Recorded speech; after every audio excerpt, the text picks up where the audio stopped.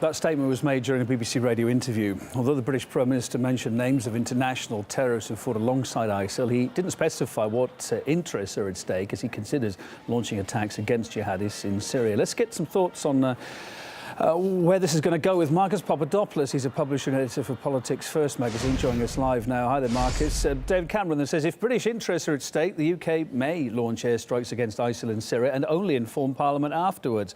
What exactly might trigger those strikes without approval, bearing in mind, of course, 2 years ago he asked for approval and didn't get it?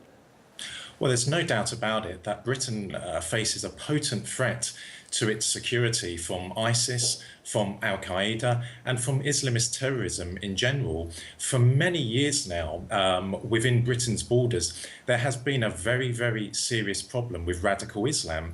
And this problem has not been addressed by politicians, by successive British governments, mainly due to political correctness. But I think now Prime Minister Cameron, his government and the British public in general will have viewed the dreadful attacks in Paris with great alarm, because if those sort of terrorist attacks can happen in Paris, then they can certainly happen in London as well. We talked about in 2013, Parliament approval wasn't there. Let's just listen to what the scene was like then and talk about why it might be changing now.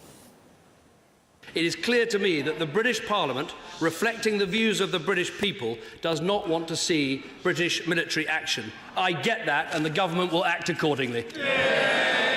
But 2 years is a long time. Do you think the groundswell of opinion is changing now? Do you think Parliament would back him?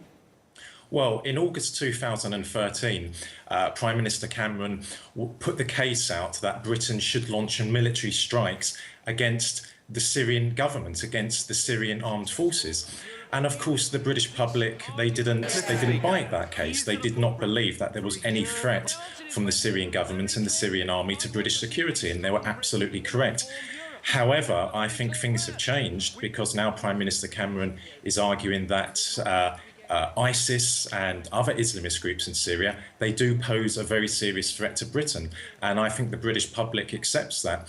However, it's not clear that the Prime Minister has the maths on his side. It's not clear that he has the votes in Parliament on his side.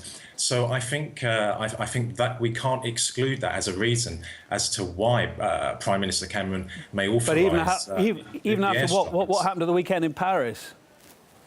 Well, I think that's a big game changer for Prime Minister Cameron. But I think also as well, he has to demonstrate to the British public that Britain is playing its role in countering the threat to Britain. But also as well, Britain has to show political and moral support to the Americans, because there's a special relationship which exists between Britain and America.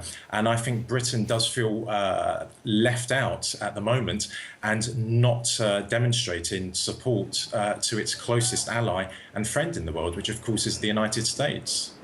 Marcus, thanks for your thoughts. Marcus Papadopoulos, publisher and editor of Politics First magazine.